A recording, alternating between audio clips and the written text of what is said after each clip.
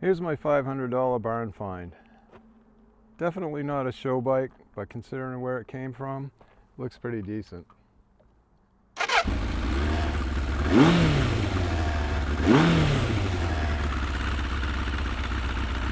Stick around if you want to see where this came from and what it took to get it to where it is right now.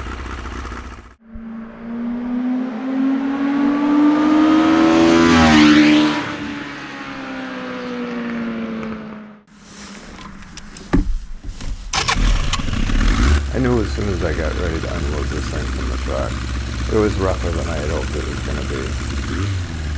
There were parts missing everywhere. What was there wasn't in the greatest shape. I had bits and pieces of bodywork. I was looking to build a track bike, so the cosmetic condition really didn't bother me all that much. I could see past that and see that there was a good foundation to work with underneath.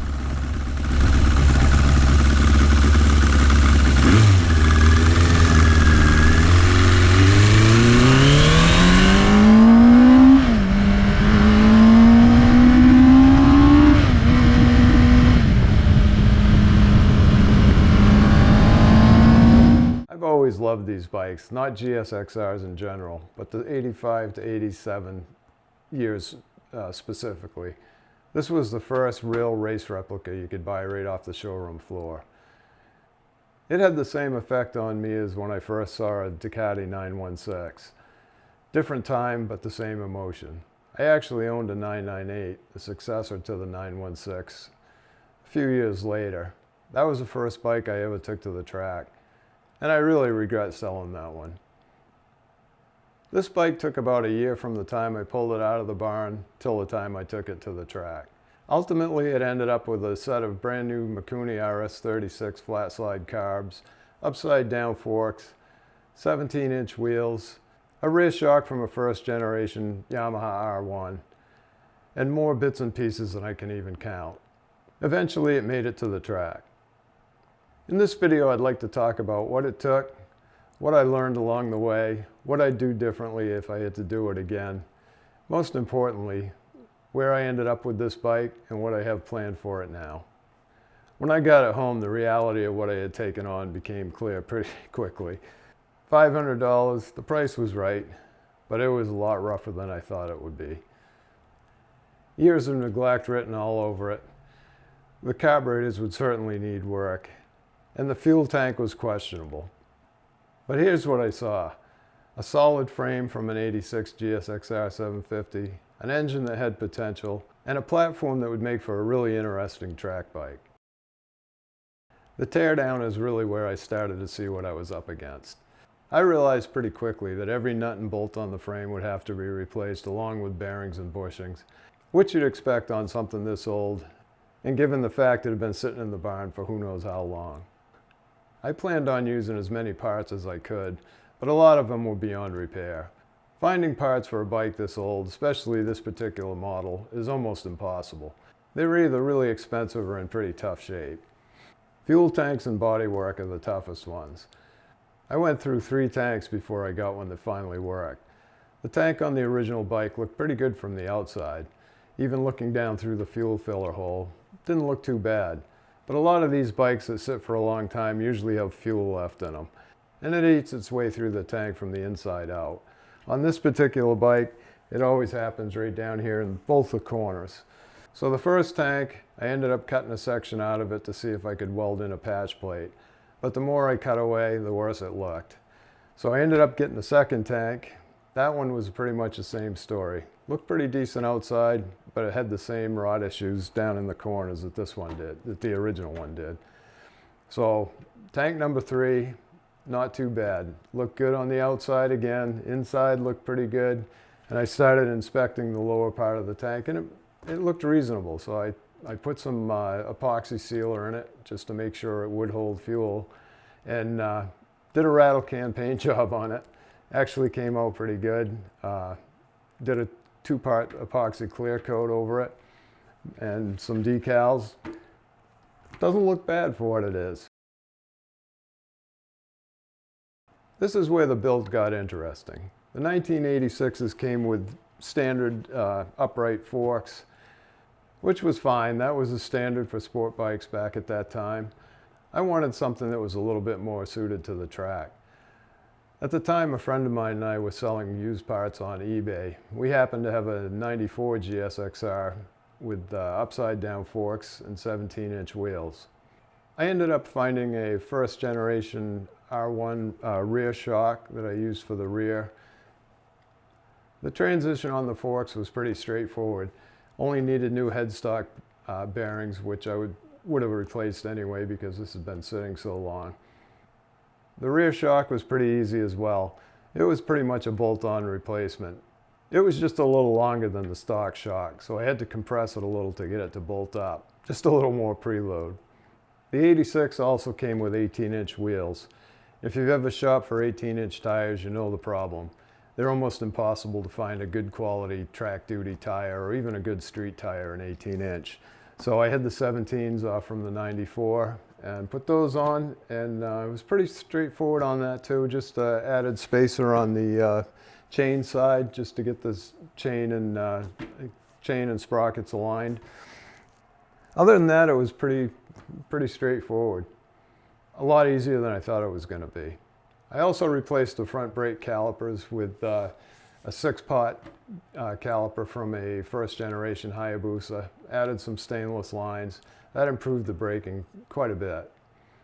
The mechanical work was just part of the story. The wiring on this was pretty rough too. Most of these older bikes, people cut into them to add things on. This one was no different. Had cuts and splices everywhere. Signs that had been arcing out, so I tore the complete wiring harness out of it. I was going to make this a track-only bike anyway, so I didn't need lights and turn signals and all the things you need for the street. So I made up my own little wiring diagram and wired it just for track use. No lights, no switches on the clutch or the side stand. And I also added a Dynajet ignition module and coils. This year I decided I'd put it back on the street since I have the Aprilia to use on the track, and still wanted to have a little seat time since I only get track time, which doesn't add up to a whole lot during the year. So just wanted to get this back on the road so I'd have something to ride, put on a few extra miles. I don't really like street riding all that much, but I'd like to do something to keep myself bike fit. So I ended up adding lights, turn signals to it this winter. That turned into quite a project.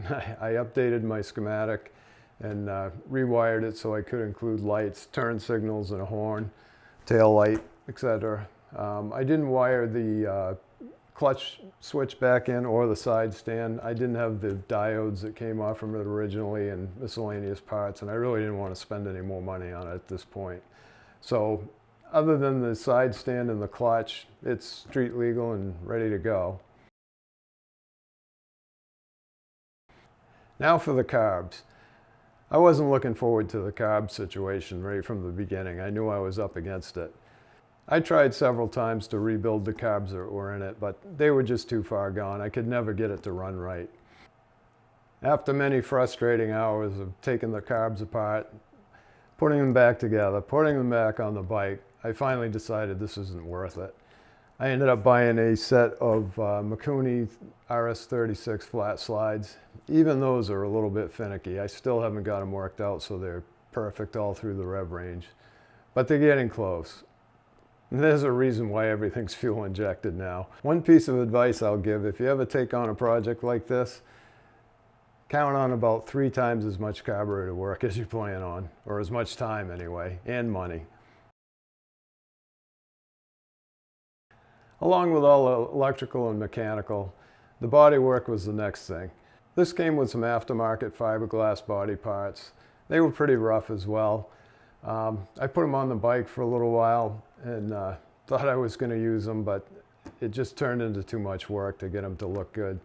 So I ended up just using the front fairing, and I'm going to stick with that for now. I may end up eventually painting the original bodywork that came with it to match the rest of the bike, but for now I'm just going to run it the way it is. I think it looks pretty decent. I hadn't planned to make a show bike out of it anyway. There were just too many of the original parts that were missing to make it a concourse piece. I was looking for a track bike, and it was starting to take shape and looked decent for what I had into it and what I had to work with, and I was getting to the point where I was pretty happy with it. The visual transformation between what I brought home and what I was starting to see was pretty impressive. After about a year owning the bike, I finally got it to the point where I was ready to take it to a track day.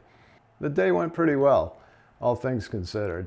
The only issue I really ran into was I had routed the rear brake line too close to the exhaust.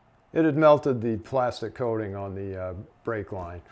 No big deal, brakes still work, just something that needed to be taken care of. You always find out what you missed once you get it out to the track and really start putting it through its paces.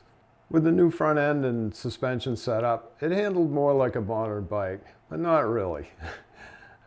After years of riding modern bikes, I've gotten used to the stability you get on a new bike. This one still felt a little loose, and I felt like I was pushing the edge of my talent to ride this thing at pace. At a beginner or intermediate pace, it would be fine, but when you start to push it in the advanced group, it was, again, beyond my talent level. It's amazing to me that back in the day, guys like Kevin Schwantz used to ride these things to the absolute limit. Before this bike, sport bikes were sport bikes.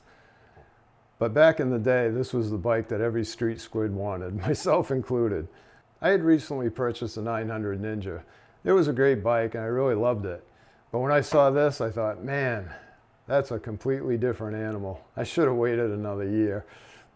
If any of you are old enough to remember when this bike showed up on the showroom floors, drop it in the comments. I'd love to hear your stories. And for you younger riders, even though you may not remember this bike, if you're into sport bikes or racing, you've got to appreciate the legacy behind this bike.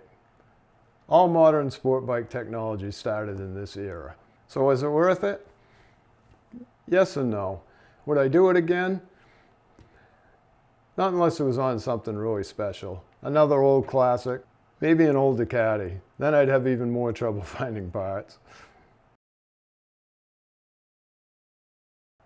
So I had $500 into the bike, probably put $2,000 to $2,500 in parts.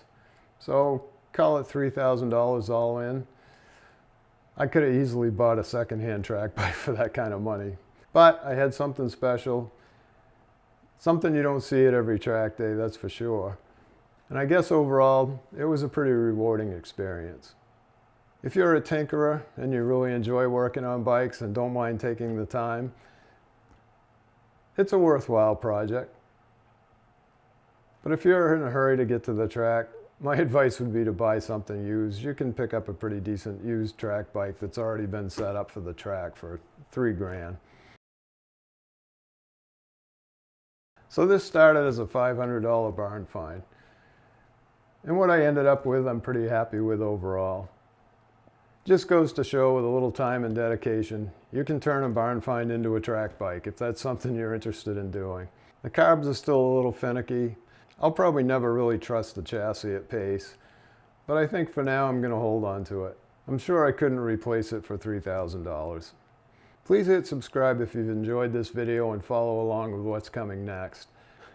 I've got a lot of content coming on track days, track bikes, and everything related. Track days are just around the corner, so stay tuned. Thanks for watching. See you on the next one.